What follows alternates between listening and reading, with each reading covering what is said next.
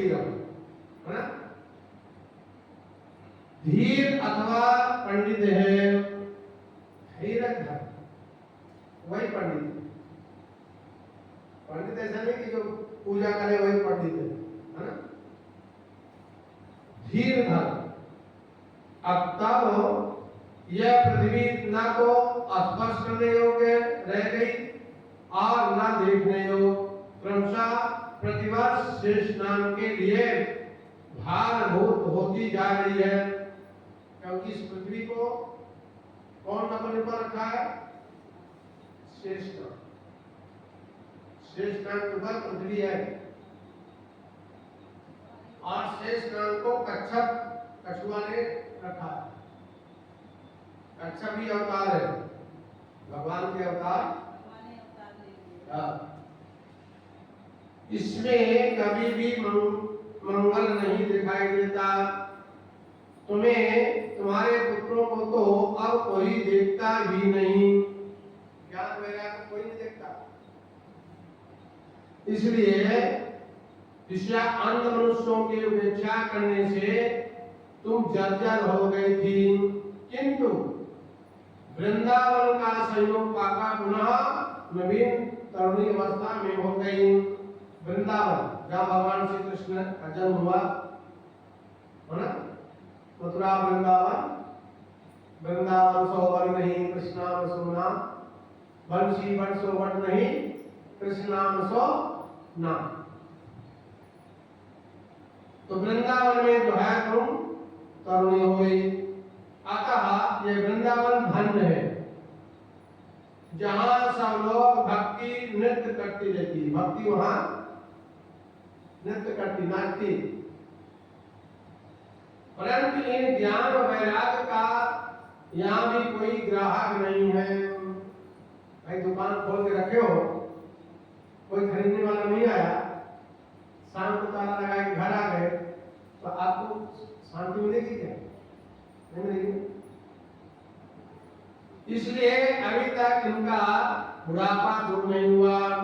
इन्हें अपने भीतर कुछ सुख सा प्रतीत हो रहा है, मगर यहाँ जो वृंदावन में इनको थोड़ा सुख तो प्राप्त हो रहा है। इसलिए इनकी गाढ़ प्रसुप्ता का अनुमान होता है। भक्ति ने कहा, हाँ से महाराज परीक्षित जी ने इस अपवित्र कलयुग को पृथ्वी पर रहने की क्यों रहने दिया? राजा परीक्षित ने ही तो कलयुग बुलाया ना। कलयुग के आते ही सब भस्मे सार कहाँ चला गया। भगवान तो बड़े दयालु है, उनसे भी यह अधर्म कैसे देखा जाता है। मुनि मेरे इस संयम का निवारण कीजिए। आपकी बातों से मुझे बड़ा सुख मिल रहा है। तब नारद जी बोले, बाले यदि तुमने पूछा है तो प्रेम पूर्वक सुनो। कल्याणी मैं तुम्हें सब बातें बताऊंगा,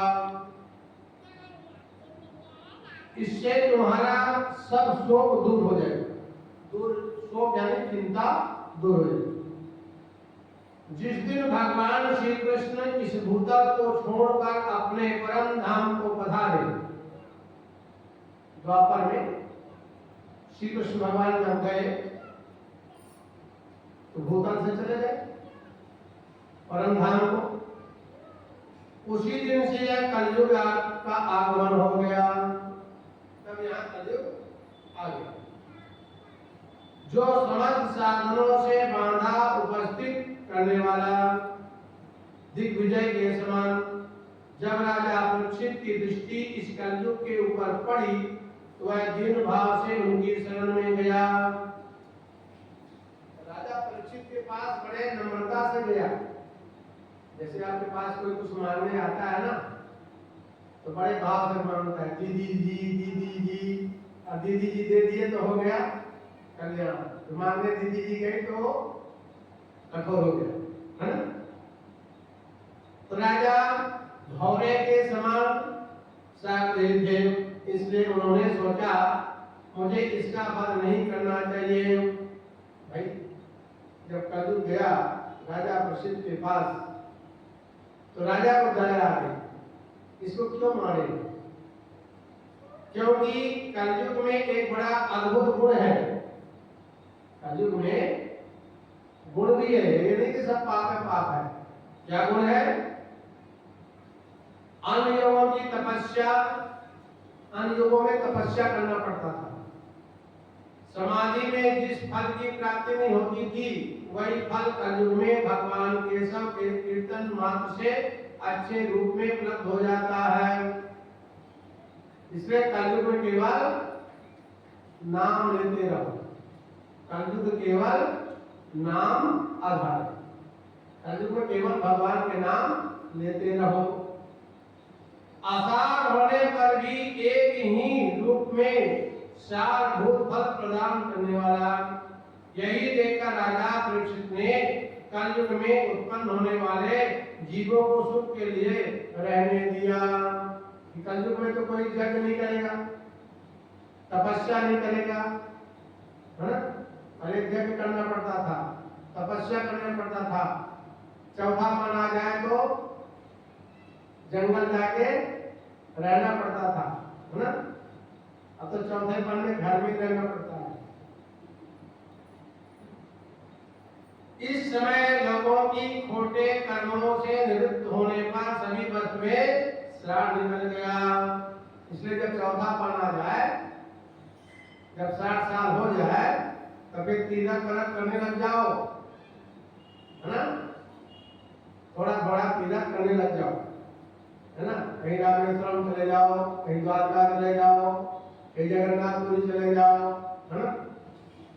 क्योंकि देखो अभी केदार बद्रीनारायण जाओगे ना तो बड़ा कठिन है चढ़ाई, मगर पहले तो